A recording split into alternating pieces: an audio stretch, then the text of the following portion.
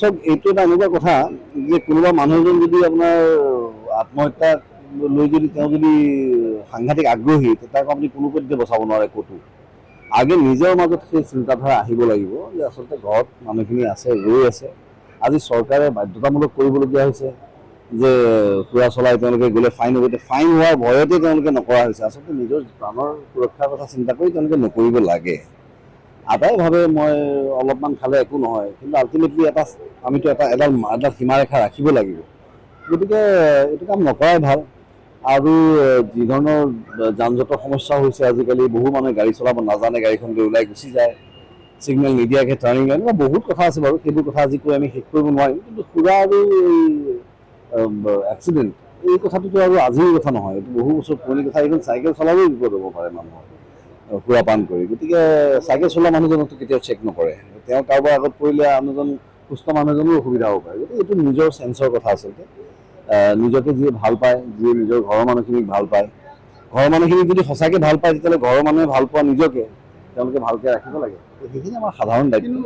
চাওক, চৰকাৰ এখনে যেতিয়া নিজৰ কামবোৰ দায়িত্ববোৰ কৰিব নোৱাৰে, এজন যিকোনো ব্যক্তিৰ দৰে তেওঁলোকেও মিছা কথা ক'বলগীয়া হয়, তেওঁলোকে মিছাৰ ছাপোৰ্ট ল'বলগীয়া হয়। গতিকে এইবিলাক তেওঁলোকে কৰি থাকিব, চলি থাকিব। মই ক'ব খুজিছোঁ যে আজি চোৰ এজনে চোৰ কৰিবলৈ আহে, চোৰৰ অভাৱটো নাই। আজি কাৰোবাৰ ঘৰত অভাৱ হ'ব, অভাৱে চোৰ সৃষ্টি কৰে, চোৰ বহুত হ'ব, কিন্তু গৰাকী সজাগ হোৱা প্ৰয়োজন। গৰাকী সজাগ হ'ব লাগিব। তেওঁলোকে যাওঁতে যদি আটাইবোৰে থিয়েটাৰ চাবলৈ যায়, আমাৰ থিয়েটাৰ চাবলৈ যায়, বহুত জেগাত চোৰ হয়। বহুতে কি কৰে, বুদ্ধি কৰি ঘৰৰ বাকীকেইজন পৰিয়ালক পঠিয়াই দিয়ে বোলে আজি প্ৰথমকেইখন নাটক মই নাচাওঁ, তহঁতি যা, কাইলৈ কোনোবা এজন ৰবি মই যাম। গতিকে সিমানখিনি সজাগতা যদি অৱলম্বন কৰে তেতিয়া চৰকাৰেও আমাক ঠগিব নোৱাৰে, কোনেও আমাক ঠগিব নোৱাৰে। লগতে শিক্ষা দীক্ষাৰ কথা আছে, আইনখন জানিব লাগে, সংবিধানখনৰ কথা জানিব লাগে। এইখিনি পঢ়া শুনাৰ ক্ষেত্ৰত যদি মাক বাপেকে নিজকে ল'ৰা ছোৱালীখিনি সজাগ কৰি তোলে, তেওঁলোকে শিক্ষিত কৰি তোলে, তেতিয়াহ'লে কোনেও আমাক ঠগ প্ৰবঞ্চনা কৰিব নোৱাৰে আমাৰ লগত। আৰু আটাইতকৈ ডাঙৰ কথা, আমি আটাই এটা কথা বুজিব লাগে যে আমাৰখন গণতন্ত্ৰ দেশ।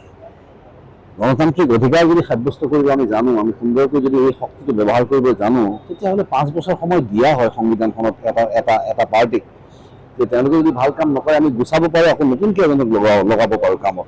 সেইখিনি অৱলম্বন কৰক। কেৱল সৰু সুৰা এটা দুটা ঠিকা থকিলেই লোভত যেন তেওঁলোকে দেশখন বিক্ৰী নকৰে। চব এইটো এটা এনেকুৱা কথা যে কোনোবা মানুহ এজন যদি আপোনাৰ আত্মহত্যা লৈ যদি তেওঁ যদি সাংঘাতিক আগ্ৰহী তাক আপুনি কোনো পধ্যে বচাব নোৱাৰে ক'তো। আগে নিজৰ মাজত সেই চিন্তাধাৰা আহিব লাগিব যে আচলতে ঘৰত মানুহখিনি আছে, ৰৈ আছে। আজি চৰকাৰে বাধ্যতামূলক কৰিবলগীয়া হৈছে যে সুৰা চলাই তেওঁলোকে গ'লে ফাইন হ'ব। ফাইন হোৱাৰ ভয়তে তেওঁলোকে নকৰা হৈছে। আচলতে নিজৰ প্ৰাণৰ সুৰক্ষাৰ কথা চিন্তা কৰি তেওঁলোকে নকৰিব লাগে। আটাই ভাবে মই অলপমান খালে একো নহয়, কিন্তু আল্টিমেটলি আমিতো এডাল সীমাৰেখা ৰাখিব লাগিব। গতিকে এইটো কাম নকৰাই ভাল। আৰু যি ধৰণৰ যান জঁটৰ সমস্যা হৈছে আজিকালি, বহু মানুহে গাড়ী চলাব নাজানে, গাড়ীখন লৈ ওলাই গুচি যায়, ছিগনেল নিদিয়াকৈ টাৰ্ণিং লয়। এনেকুৱা বহুত কথা আছে বাৰু, সেইবোৰ কথা আজি কৈ আমি শেষ কৰিব নোৱাৰিম। কিন্তু সুৰা আৰু এক্সিডেণ্ট এই কথাটোতো আৰু আজিৰ কথা নহয়, এইটো বহু বছৰ পুৰণি কথা। এইখন চাইকেল চলালেও বিপদ হ'ব পাৰে মানুহৰ সুৰাপান কৰি। গতিকে চাইকেল চলোৱা মানুহজনকতো কেতিয়াও চেক নকৰে, তেওঁ কাৰোবাৰ আগত পৰিলে আন এজন সুস্থ মানুহ এজনো অসুবিধা হ'ব পাৰে। গতিকে এইটো নিজৰ চেঞ্চৰ কথা আচলতে। নিজকে যিয়ে ভাল পায়, যিয়ে নিজৰ ঘৰৰ মানুহখিনিক ভাল পায়, ঘৰৰ মানুহখিনিক যদি সঁচাকৈ ভাল পায় তেতিয়াহ'লে ঘৰৰ মানুহে ভাল পোৱা নিজকে তেওঁলোকে ভালকৈ ৰাখিব লাগে। সেইখিনি আমাৰ সাধাৰণ দায়িত্ব।